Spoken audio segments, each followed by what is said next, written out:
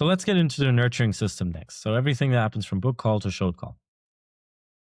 So fix number 5 is to pre-handle objections. So if you notice, for example, that a ton of deals get delayed because of follow-up meetings or stakeholders not being involved or trust issues or FAQs, right? You notice that the same questions come up over and over again, right? And they weren't answered yet. Then you need to make an active effort to include these in your nurturing / pre-sales process. Okay. So in this, so let's say you notice that you get a bunch of follow-up meetings, like 2 extra meetings per deal, just because the decision makers weren't even there in the first meeting. You can make this very strict to make it mandatory to invite guests into a meeting for inbound bookings. You can train your SDRs to always ask who needs to be involved in the calls, right? To do some multi-threading. You need to do active research on LinkedIn, for example, to find people who might need to be involved. And then you message all of them separately on your own. And you don't wait for your single prospect to invite other people. So you just approach them yourself. You say, hey, I just scheduled a call for tomorrow with this guy. We're going to talk about this. I think you should also join. Simple as that. And then you just message everywhere. And you come prepared, asking, okay, like if you do the call, instead of asking who else needs to be involved, you directly ask, okay, do you also want me to invite John, the CRO? Does he need to be there? You mention the name, you know the role, you know what they do.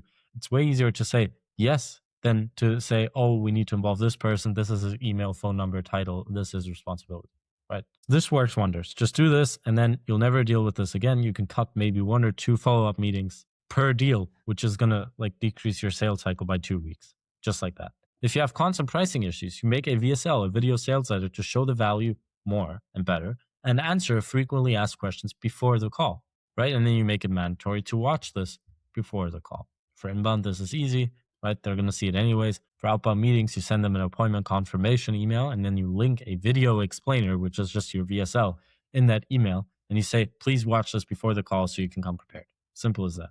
You qualify based on the budget, right? Employee ranges, annual revenue, anything that gives you an indicator of if they can actually afford your stuff. And you can use the market analysis from the first fix to actually do this. If you constantly have trust issues, you make sure people see social proof before the call. Same thing. If it's inbound, after they book, make them redirect to a social proof page. If it's outbound, in the same appointment confirmation email under the video explainer, also say results we got for our clients. And as a hyperlink and it goes to your website, shows a bunch of case studies. It just works, right? Here, like I said. Also, video proof is better than text proof. So if you have actual videos of your clients saying that your stuff works, that's way better. And specific proof is better than generic proof, right? A 1-sentence testimonial is not as good as a whole written case study with bullet points and numbers and like just proof, okay?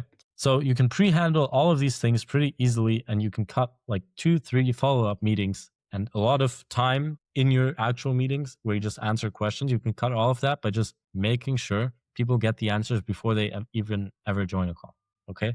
And you're also going to get people who disqualify themselves after seeing the video because they just don't like your service and you wouldn't have sold them anyways. So you save a meeting too. It's just nice.